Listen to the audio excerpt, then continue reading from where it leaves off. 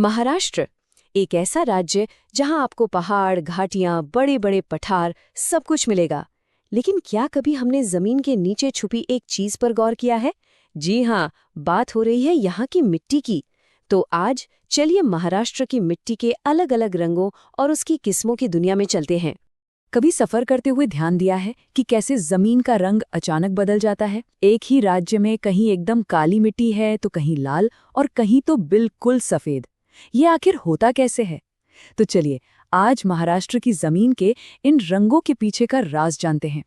तो सबसे पहले बात करते हैं उस मिट्टी की जिसे किसानों का दोस्त भी कहा जाता है। बिल्कुल सही, काली मिट्टी। यही वो मिट्टी है जो असल में महाराष्ट्र की खेती की रीढ़ की हड्डी है।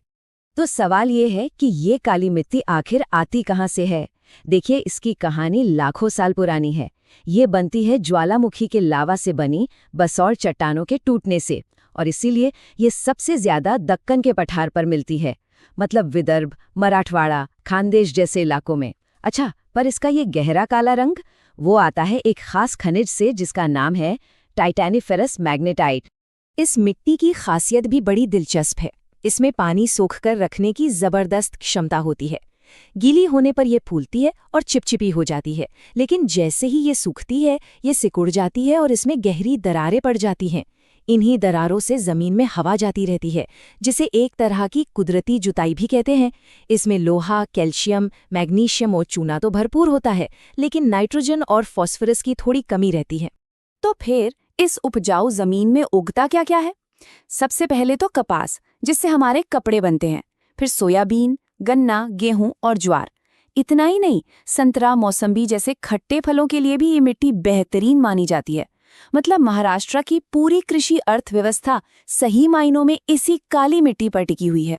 काली मिट्टी के बाद अब नंबर आता है लाल और जांभी मिट्टी का।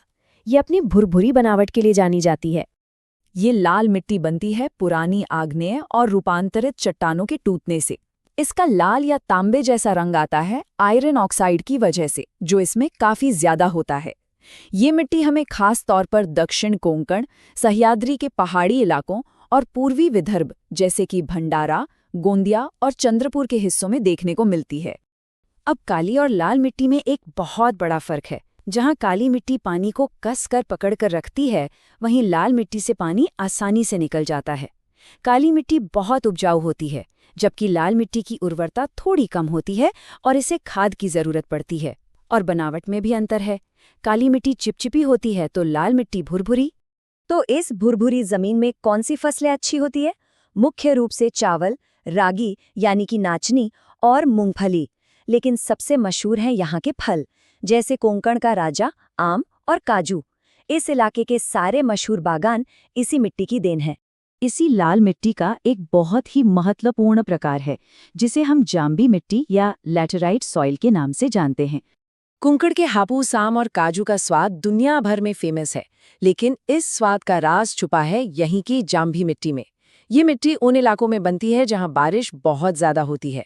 ज्यादा बारिश की वजह से जमीन में से सिलिका और चूना बह जाता है और सिर्फ लोहा और एल्यूमिनियम बचता है। इसी प्रक्रिया को लीचिंग कहते हैं और इसी वजह से इसका रंग ईंट जैसा लाल होता है। चलिए अब देखते हैं तीसरा और आखिरी प्रकार, सफेद या खारी मिट्टी। जैसा कि नाम से ही जाहिर है, ये खेती के लिए एक बहुत बड़ी चुनौती है। ये मिट्टी वहां बनती है जहां चूना पत्थर या नमक बहुत ज्यादा मात्रा में जमा हो जाता है। आमतौर पर ये नदियों के किनारे या उन निचले इलाकों में मिलती है जहां से पानी की निकासी ठीक से नहीं होती। विदर्भ में पूर्णा नदी की घाटी में इस तरह की जमीन बड़े पैमाने पर दिखती है। इसे खारी मिट्टी भी कहते हैं। खेती के लिए ये मिट्टी लगभग बंजर होती है। ये बहुत ज्यादा क्षारीय यानी एल्कलाइन होती है और इसमें सोडियम, मैग्नीशियम जैसे नमक की मात्रा बहुत ज्यादा होती है। इसी वजह से पौधों की जड़ों को जमीन से पोषक तत्व खींचने में बहुत मुश्किल होती है। ये आमतौर पर सख्त होती है, लेकिन पानी जमा होने पर दलदल जैसी हो जाती है। तो फिर सवाल उठता है कि इस मिट्टी का इस्तेमाल क्या है? भले ही ये खेती के किसी काम की ना हो, लेकिन इसका मुख्य उपयोग कंस्ट्रक्शन में और गांव में घरों की लिपाई पुताई के लिए होता है। यानी इसका इस्तेमाल बिल्कुल ही अलग है। तो चलिए अब तक हमने जो भी जानकारी देखी उसका एक छोटा सा सार समझ लेते हैं। अगर रंग देखें तो काला, लाल और सफेद। पानी सोखने की क्षमता काली मिट्टी में सबसे ज्यादा है, जबकि लाल मिट्टी से पानी आसानी से बह जाता है।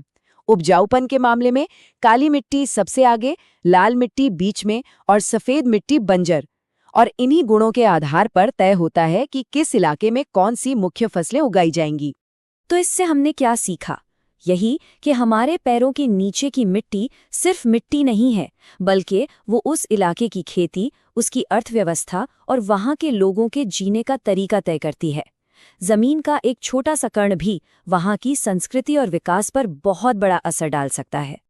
और आखिर में एक सवाल, अपने आसपास के इलाके में पाई जाने वाली मिट्टी वहाँ के लोगों के जीवन और काम को कैसे प्रभावित करती है? इस पर सोचिएगा जरूर।